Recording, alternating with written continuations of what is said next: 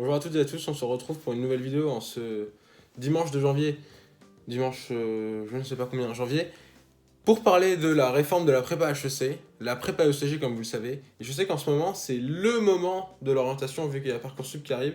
Les gens sont assez indécis, ils connaissent pas trop la prépa ECG, donc je vais essayer de vous éclairer plus dans cette vidéo. D'abord, avant, il y avait trois filières. La filière ECE, pour ceux qui avaient fait ES avant, la filière ECS pour ceux qui avaient fait S, et la filière ECT pour ceux qui avaient un bac STMG.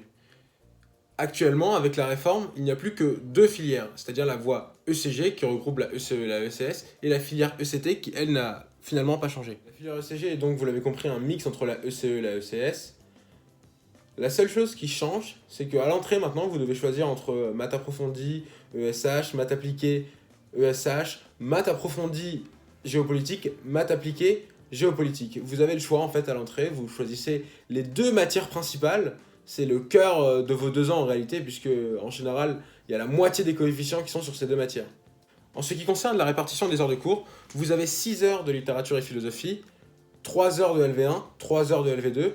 Si vous choisissez de faire maths appliquée, vous avez 6 heures de maths et 2 heures d'informatique. Si vous choisissez maths approfondie, vous avez 7 heures de maths et 2 heures d'informatique.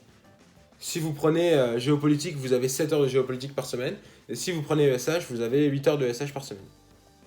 Et 2 heures de sport. Pour ceux qui prendraient maths approfondie, c'est grosso modo le programme DECS, sauf que c'est un peu plus allégé, étant donné que vous n'avez plus le programme sur les complexes, vous n'avez plus toutes les parties associées au complexe dans les autres chapitres, c'est-à-dire par exemple factoriser un polynôme sur C, ça il n'y a plus.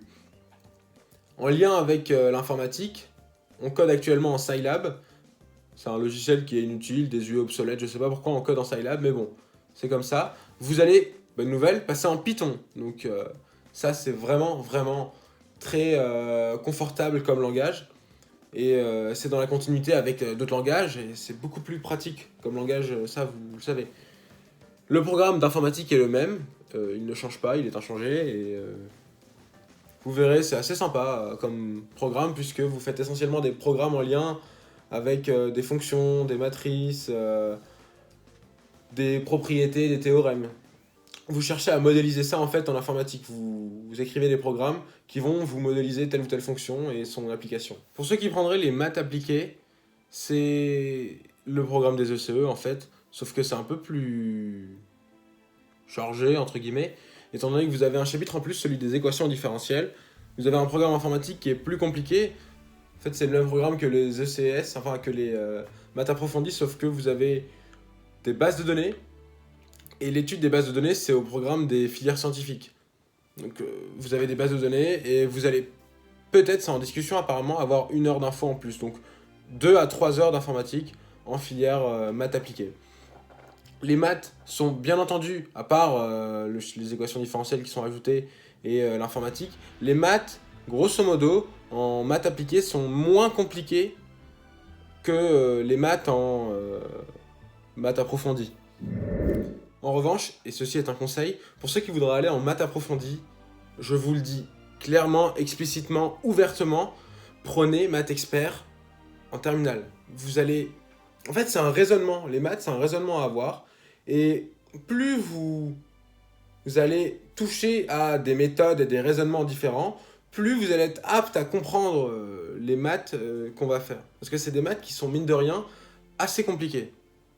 Après, une fois que vous avez intégré votre prépa, sachez que le nombre de places à l'issue des 2 ans de prépa, pour les écoles de commerce, ne change pas, puisque vous pourrez toujours présenter HEC, les SEC, le SCP, les DEC, bon mais celles-là c'est les meilleurs, vous jaugerez votre niveau pendant les 2 ans de prépa et savoir lesquels vous pourrez viser, et les places ne changent pas. Ça, c'est quelque chose qui est franchement très bien, et j'étais content quand je l'ai appris, puisque je vois pas pourquoi on devrait diminuer le nombre de places, étant donné que les gens vont faire 2 ans de prépa quand même, et ils présentent les écoles qu'ils veulent, ça paraît logique.